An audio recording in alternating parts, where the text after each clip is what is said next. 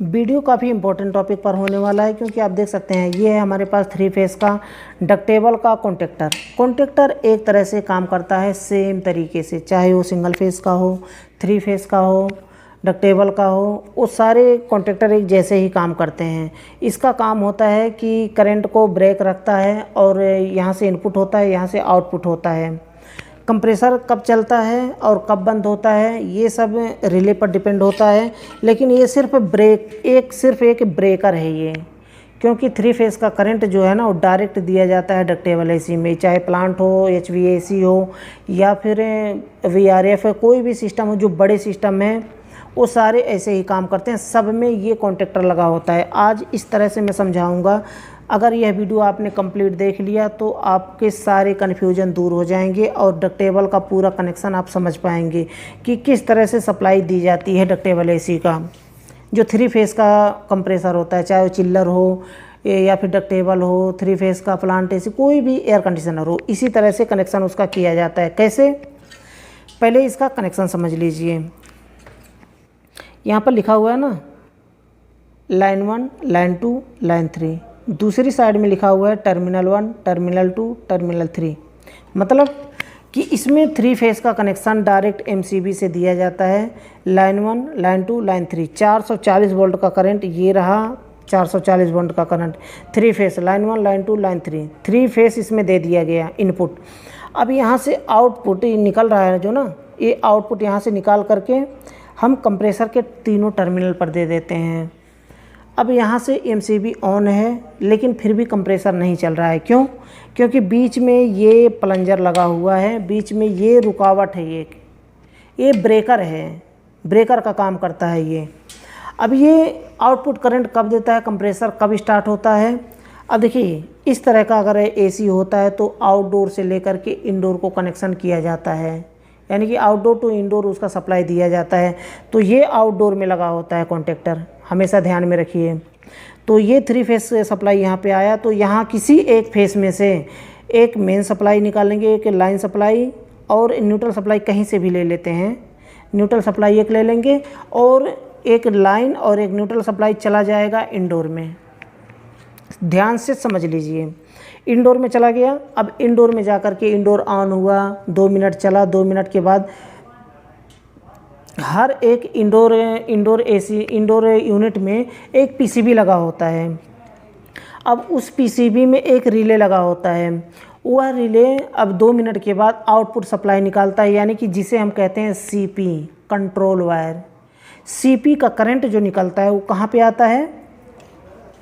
CP का current जो आता है वो आता है, ये एक कॉइल का पॉइंट है, आप देख सकते हैं नीचे कॉइल का पॉइंट है, ये इस पे आता है। एक मेन सप्लाई जो कंट्रोल वायर आता है ना, CP करंट, वो यहाँ पे आता है एक, और एक में न्यूट्रल सप्लाई देते हैं। न्यूट्रल सप्लाई कहीं से भी दे सकते हैं, कोई दिक्कत नहीं है, न्यूट्रल सप्लाई कहीं से भी दे सकते हैं। एक कंट्रोल वायर यहाँ पे आता है, तो ये क्या करता है, ये इसमें एक वाइंडिंग होता है, जैसे फ़ैन में ना, सीलिंग फ़ैन में या फिर किसी भी फ़ैन मोटर में जो वाइंडिंग होता है कॉपर का, उसी तरह से इसके अंदर भी वाइंडिंग होता है। और वो क्या करता है कि मैग्नेट बनाता है, कॉइल होता है, कॉइल मैग्नेट बनाता है और वो खींचता है अपनी तरफ। खींचता है जब ना, तो ये है प्लंजर, ये प्लंजर को खींचता है अपनी तरफ, खींचता है तो ये प्लंजर नीचे दब जाता है और यहाँ से सप्लाई आउटपुट निकल जाता है। ये यहाँ पर 220 का करंट जब आता है, CP जब यहाँ पर आता है, आते ही तुरंत ये फट करके नीचे जाता है और इंडोर से लेकर, यहाँ से इनपुट से लेकर के आउटपुट को करंट पहुँच जाता है और कंप्रेसर चलने लगता है। ये पूरा प्रोसेस होता है इसका काम करने का। अब ये कैसे चेक करना है कि ख़राब है कि क्या? कभी कभी होता है कि इंडोर भी चल रहा है, CP करंट भी छोड़ रहा है, लेकिन फिर भी कंप्रेसर नहीं चल रहा है, ऐसा भी कभी कभी होता है। तो उसे कैसे चेक करना है? तो सबसे पहले आपको चेक ये करना है कि आपका CP का जो करंट है वो यहाँ पर आ रहा है कि नहीं। ये कॉइल वाला पॉइंट है यहाँ पर। अब यहाँ पर पहले चेक करना है ये न्यूट्रल एक लाइन, यानी कि कंट्रोल वायर जो आ रहा है ना, यहाँ पर रखेंगे दोनों पर, तो यहाँ पर 220 का करंट दिखाना चाहिए। अगर दिखा रहा है तो समझ लीजिए कि हमारा CP का करंट आ रहा है, न्यूट्रल भी यहाँ पे सही है, 220 का करंट यहाँ पर आ रहा है। अब इसके आगे चेक करना है।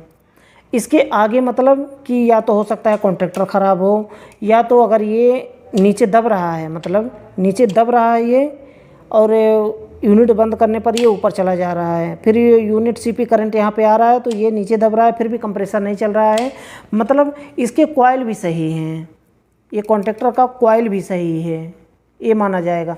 अब हमें यहाँ से लेकर के यहाँ से अब आगे चेक करना है। अभी यहाँ पर 220 का करंट आ रहा है, कॉइल भी काम कर रहा है, प्लंजर भी नीचे दब रहा है, फिर भी कंप्रेसर नहीं चल रहा है। तो दूसरी साइड में आपको चेक करना है। क्या चेक करना है कि अब देखिए इसके अंदर का कैसे चेक करना है, मैं खोल के अभी दिखाऊंगा इसको कि किस तरह से ये काम करता है, कैसे इनपुट से लेकर के आउटपुट तक करंट छोड़ता है, इसको भी मैं अभी सिखाऊंगा। तो यहाँ पर आपको चेक करना है, ये 2 पर रखना है। पहले इनपुट पर है, आपको करंट 3 फेज़ का आपको चेक करना लेना है कि 3 फेज़ का करंट आ रहा है कि नहीं। तो 8 क्योंकि हमने पहले चेक किया 220 का करंट जो कि कॉइल पर आ रहा है, सीपी करंट, यहाँ पर 220 का करंट आ रहा है। अब हमें 3 फेज़ का करंट चेक करना है, तो यहाँ पर रखेंगे 440 वोल्ट दिखाना चाहिए, यहाँ से यहाँ 440 वोल्ट दिखाना चाहिए, ब्लर है क्या। अब यहाँ से यहाँ 440 वोल्ट दिखाना चाहिए, यहाँ से यहाँ 440 वोल्ट दिखाना चाहिए, मतलब इनपुट सप्लाई सही है। अब हमें आउटपुट चेक करना है जो टर्मिनल के लिए जा रहा है कंप्रेसर के। यहाँ पर उस समय जब आउटपुट सप्लाई हम चेक कर रहे हो तो ये प्लंजर नीचे दबा होना चाहिए, ये ध्यान में रखिए। तो यहाँ पर हमें चेक करना है 440 वोल्ट, यहाँ से यहाँ चेक करना है 440 वोल्ट, यहाँ से यहाँ चेक करना 440 वोल्ट, और यहाँ से यहाँ चेक करना 440 वोल्ट दिखाना चाहिए। तीनों किसी एक पर रखेंगे, तीनों पर रखेंगे, बदल के 440 वोल्ट दिखाना चाहिए। अगर ऐसा दिखा रहा है तो हम आगे चेक करेंगे, कंप्रेसर का टर्मिनल हो सकता है कंप्रेसर ही ख़राब हो। तो यहाँ से छोड़ करके हम कंप्रेसर का उस समय आपको 3 फेज़ का करंट आपको बंद कर देना है MCB, उसके बाद ही कंप्रेसर को हाथ लगाना है। तो कंप्रेसर को चेक करने के लिए तीनों टर्मिनल के वायर आप हटा दें, या तो वायर लगे ही आपको तीनों टर्मिनल पे चेक करना है। तीनों टर्मिनल की रीडिंग कंटिन्यूटी सेम आनी चाहिए, रीडिंग ऐसा नहीं जो कि रनिंग कॉमन स्टार्टिंग जो हम चेक करते हैं, जो कॉमन रनिंग स्टार्टिंग होता है ना CSR, उस समय अप डाउन नहीं दिखाना चाहिए उस तरह से। इसमें 3 फेज़ का जो कंप्रेसर होता है उसकी रीडिंग सेम आनी चाहिए तीनों टर्मिनल की, तब हमारा कंप्रेसर सही माना जाएगा। अगर अप डाउन दिखा रहा है तो कंप्रेसर ख़राब माना जाएगा। या तो किसी 2 टर्मिनल पे वीप का साउंड दिखा रहा है और एक में वीप का साउंड नहीं आ रहा है तो भी कंप्रेसर ख़राब माना जाएगा।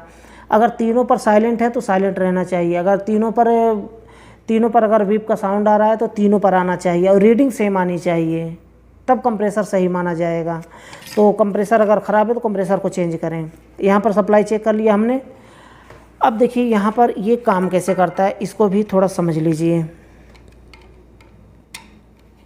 मैं यहाँ से इसे खोल के दिखाता हूँ कि प्लंजर कैसे शॉर्टिंग करता है इनपुट से लेकर के आउटपुट तक।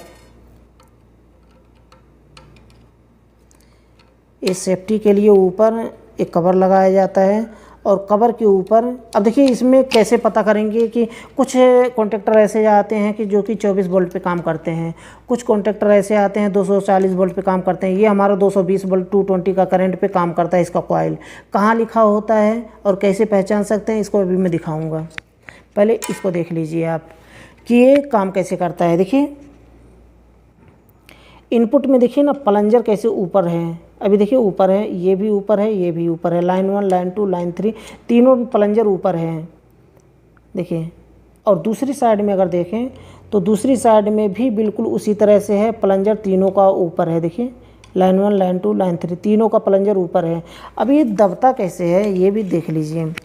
ये ना यही मैं बोला दबाने के लिए, तो ये देखिए अभी दबेगा तो कैसे शॉर्ट होता है। ये देखिए स्प्रिंग लगे हुए हैं, ये मैग्नेट बनाता है तो खींच लेता है अपनी तरफ ऐसे। देखिए शॉर्ट हो गया तीनों। दूसरी साइड में अगर देखें तो उठा हुआ है और ये शॉर्ट हो गया। मतलब ये पत्ती है ना जो पीले कलर की, ये पत्ती यहाँ से लेकर के यहाँ तक शॉर्ट कर देता है। ये बीच वाला पत्ती यहाँ से लेकर के यहाँ को शॉर्ट कर देता है। ये वाला पत्ती यहाँ से लेकर के यहाँ तक शॉर्ट कर देता है। जब शॉर्ट करता है तो यहाँ की लाइन 1 की सप्लाई टर्मिनल 1 में चली जाती है, लाइन 2 की सप्लाई टर्मिनल 2 में चली जाती है, लाइन 3 की सप्लाई टर्मिनल 3 में चली जाती है। ये जब नीचे दबता है तब ये कंप्रेसर चलने लगता है। और जब रूम में कूलिंग हो जाता है, इसको मैं तब तक बंद करता रहूँ और बताता रहूँ आपको। जब रूम में कूलिंग हो जाने के बाद क्या होता है कि जब पीसीबी क्या करता है, इंडोर का पीसीबी प्रोसेस करता है और सिग्नल भेजता है रिले को। रिले क्या करता है कि सप्लाई बंद कर देता है।